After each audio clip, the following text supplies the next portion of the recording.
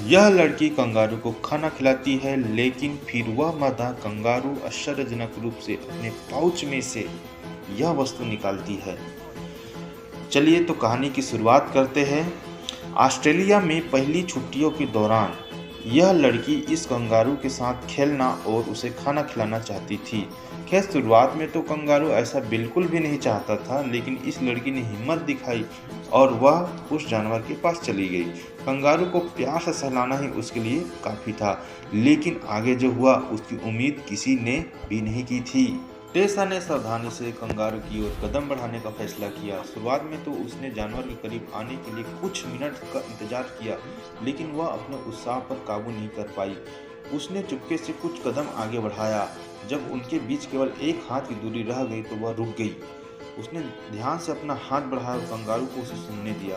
प्राणी को पहले तो शक हुआ, लेकिन फिर उसने धीरे से उसका हाथ सूंघा। टेसा ने धीरे से उसका सिर सहलाया और अंत में कंगारू ने भी थोड़ा सहज महसूस किया। और यह हुआ होने जा रहा था, वह उसकी जिंदगी को पूरी तरह बदल कर रख देगा।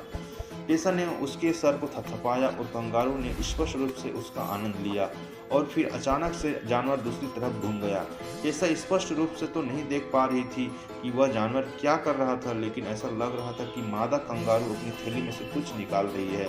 को मुड़ने में कुछ समय लगा और इस दौरान टेसा दुविधा में ही पड़ी रही कि आखिरकार वह मादा कंगारू क्या कर रही थी।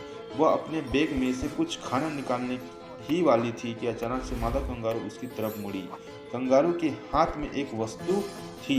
वह पहली बार अपने माता पिता के साथ ऑस्ट्रेलिया गई थी और क्योंकि वह जीवन भर कंगारू के प्रति जुनूनी थी, इसलिए वह बहुत ही उत्साहित थी। और फिर अपनी यात्रा के आखिरी दिन आखिरकार उसे एक छोटे से खेत में कंगारू को खाना खिलाने का मौका मिला। वे लोग अगले दिन वापस जा रहे थे, इसलिए कंगारू को करीब से देखने और शायद उन्हें छूने का यह आखिरी मौका ही था। उस खेत के मुख्य द्वार पर सभी को उपहारों का एक बैग दिया गया और टेसा तुरंत से दिखाई देने वाले पहले कंगारू के पास चली गई। हालांकि आगे होने जो एक पल के लिए ऐसा लगा जैसे वह टेसा को वह वस्तु देना चाहती हो। टेसा ने ध्यान से उस वस्तु को पकड़ लिया।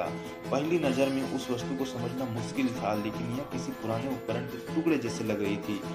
यह कुछ ऐसा नहीं था जिसे उसने पहले कभी देखा हो, लेकिन इसे देखकर टेसा चकित रह गई। अचानक कंगारू ने आह भरी और कुदिया मारते हुए उसे दूर चली गई।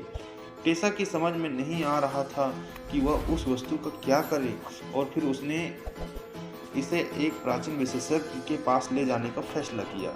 टेसा 3 हफ्तों बाद टेसा ऑस्ट्रेलिया में अपनी महान साहसिक यात्रा के बाद घर वापस लौट आई।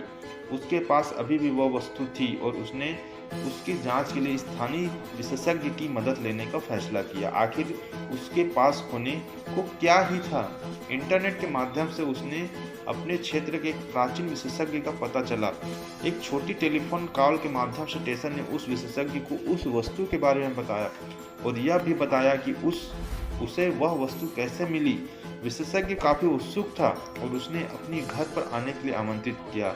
एक बार उसके घर पहुंचने पर टेसा ने दरवाजे की घंटी बजाई तो विशेषज्ञ के चेहरे पर दिखने वाला आश्चर्य का भाव जबरदस्त था। उस मादा कंगारू ने टेसा को जो वस्तु दी थी वह 18वीं शताब्दी में इस्तेमाल होने वाले कृषि उपकरण का एक हिस्सा था। शायद कंगारू को यह कहीं मिला हो और उसने टेसा को वह उपहार के रूप में देने का फैसला किया। यह अनमोल निकला, लेकिन टेसा ने उसे अपनी उपयुक्त कहानी सहित एक स्थानीय संग्रहालय को दान करने का फैसला किया। यह टेसा के लिए बहुत खास था। कम समय के दौरान टेसा और कंगारू के बीच जो बंधन बना वह इतना खास था कि जानवर ने उसे यह खूबसूरत वस्तु दे दी। तो आप देख सकते हैं कि हमें जानवरों की दया को कभी भी कम नहीं आंकना चाहिए।